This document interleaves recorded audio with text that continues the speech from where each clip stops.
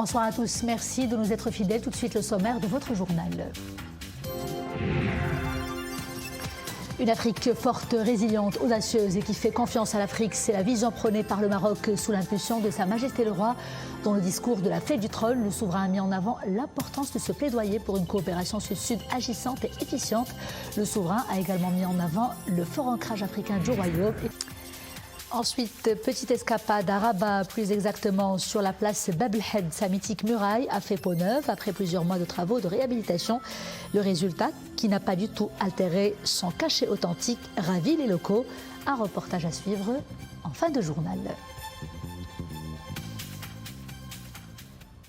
Bonsoir, nous vous proposons ce soir un nouvel éclairage sur l'un des axes majeurs abordés par le discours royal à l'occasion de du 24e anniversaire de la fête du trône.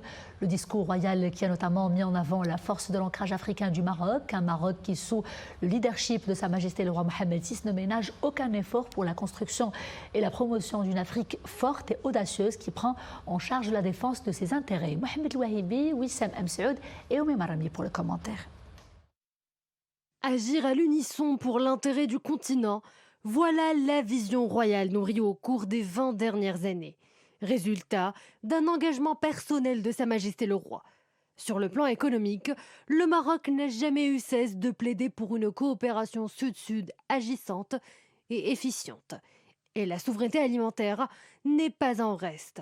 Le Maroc est à l'origine de nombreuses et louables actions visant à préserver la sécurité alimentaire du continent.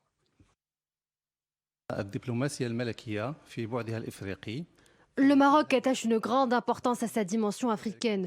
Sa Majesté le Roi fait preuve de solidarité agissante envers nos frères africains. La dernière action en date est le don royal de 2000 tonnes d'engrais au profit de petits agriculteurs gabonais. De quoi aider ce pays à réduire sa dépendance alimentaire à l'étranger. Une diplomatie multisectorielle agissante, rehaussée par le retour du Maroc au sein de sa famille naturelle, l'Union africaine. Le Royaume réaffirme une fois encore son fort ancrage africain et sa détermination à bâtir une Afrique de croissance et de développement. Le Maroc a posé un acte extrêmement important en 2017 en rejoignant sa famille, l'Union africaine. Cet acte manifestait au cru. Son père disait d'ailleurs que le Maroc est comme un arbre dont les branches vont chercher le soleil partout, ils peuvent la trouver, mais qui ne sera solide que s'il est enraciné en terre africaine. Placée autour du triptyque paix, sécurité et développement socio-économique, la vision royale pour une coopération sud-sud multidimensionnelle est partout saluée. Le Maroc voit les choses en grand. Le gazoduc Maroc-Nigeria est le projet du siècle, un véritable modèle d'intégration économique régionale dont bénéficiera 15 pays.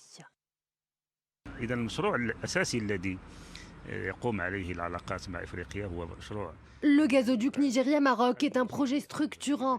Il promet d'arrimer l'Afrique et l'Europe. À long terme, il aura beaucoup de retombées positives, non seulement sur les pays qu'il traverse, mais plus globalement sur tout le continent. C'est l'histoire d'une diplomatie qui se distingue avec brio grâce à une politique multisectorielle. Une diplomatie agissante qui prône l'émergence d'une nouvelle Afrique. Tourisme et ses chiffres positifs pour ce secteur clé. Le volume des arrivées de touristes aux postes frontières a atteint environ 6,6 millions de touristes au premier semestre de l'année en cours. C'est une hausse de 92%, soit un additionnel de plus de 3 millions de touristes par rapport à la même période une année auparavant. Selon l'Observatoire du tourisme, les principaux marchés ayant contribué à cette performance sont l'Espagne, la France, le Royaume-Uni, les États-Unis et le Portugal.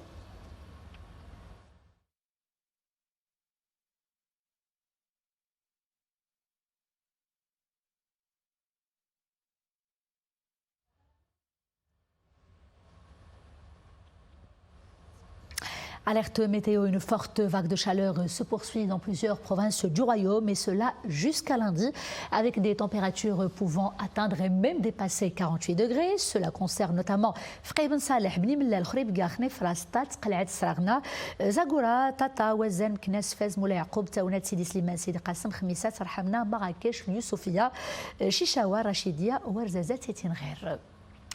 La mythique et historique muraille de place Bab el-Had à Rabat fait peau neuve après plusieurs mois de travaux de réhabilitation, des travaux de revêtement, de finition et de peinture qui n'ont pas altéré son cachet authentique. Reportage sur place sur cette place emblématique chargée d'histoire et située au cœur de Rabat, ville lumière et capitale de la culture. Abdelali Ayad, Abdelrahim Ben Cheikh et Maria Awad. On la voit de loin. Altière et restaurée dans sa pierre de taille, couleur sable, l'emblématique muraille de Rabat, Bab el-Had, s'offre désormais au regard de tous. Après 3 ans de travaux de réhabilitation, le chef-d'œuvre architectural de Rabat réouvre sa mythique porte, comme un passage entre deux mondes, la ville ancienne et la ville nouvelle. La muraille est un monument historique et emblématique de Rabat. Elle vient d'être restaurée, cela donne à la place Bab el-Had une énergie nouvelle. La muraille est non seulement très belle, mais elle est très utile d'un point de vue fonctionnel car elle désengorge les allées du souk. Datant du XIIe siècle à l'époque des Almohades, celle que l'on appelle la porte du dimanche, joue encore, à ce jour, le rôle de passage pour accéder à la pointe sud-ouest de la Médina, sanctuaire de tous les marchands et de tous les artisans de la ville. La muraille de Bab el-Had est connue de par le monde comme étant l'un des principaux monuments historiques de la ville. Elle fait aussi office de raccourci pour accéder à la Médina et à ses petits commerces. Depuis que la muraille a été restaurée, les commerçants sont soulagés d'un poids énorme. Les gens vont et viennent à la Médina sans se fatiguer. Ils traversent la place et se retrouvent directement dans l'allée principale de la citadelle. Cœur battant de Rabat, la restauration de la mythique porte Bab el-Had s'inscrit dans le vaste programme de restauration et de mise en valeur du patrimoine culturel de la ville lumière. Et c'est la fin de ce journal. Merci d'avoir été des nôtres. Je vous dis à demain, toujours avec grand plaisir. D'ici là, portez-vous bien.